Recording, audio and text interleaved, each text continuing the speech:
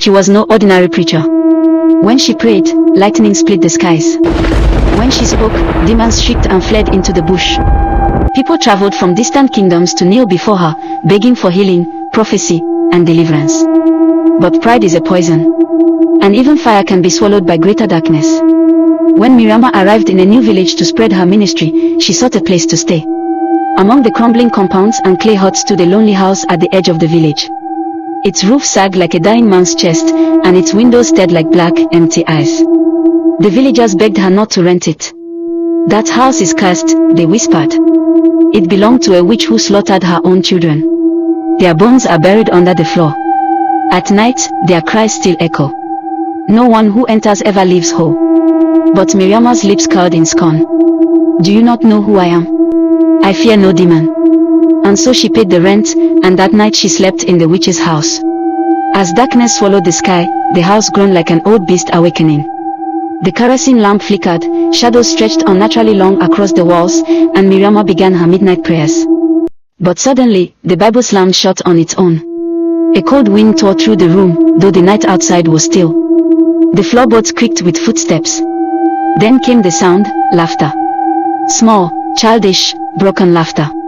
Miriama froze. From the mud walls, tiny bloody handprints began to appear, one after another, crawling upward toward the ceiling like living insects. The smell of rotting flesh filled the air. A voice, soft and hungry, whispered, "Mama, we are hungry." The ground beneath her feet shuddered. From the corner of the room, a shadow thickened and took shape. Out of it stepped a tall woman, half her face beautiful, the other half nothing but rotting flesh and crawling maggots. Her eyes glowed red like burning coal. It was the witch. She spoke with a voice that shook the walls. "This is my house. You have entered the grave of my children. Even your God cannot save you here." Miriama raised her cross, but her hands trembled. The witch exhaled a cloud of black smoke, and it forced itself down Miriama's throat. Her body convulsed. Her eyes rolled back. Her scream twisted into laughter, the witch's laughter. The house echoed with the cries of children and the sound of chains dragging across the floor. By dawn, prophetess Miriama had changed. She still prayed, still preached, but her words dripped with venom. The sick she touched wailed and died. Children she blessed disappeared in the night. Her eyes, once fiery with God's light, now glowed faintly red. Villagers said that if you passed by the house at midnight, you would hear her voice, half hymn, half curse, singing softly with the unseen children.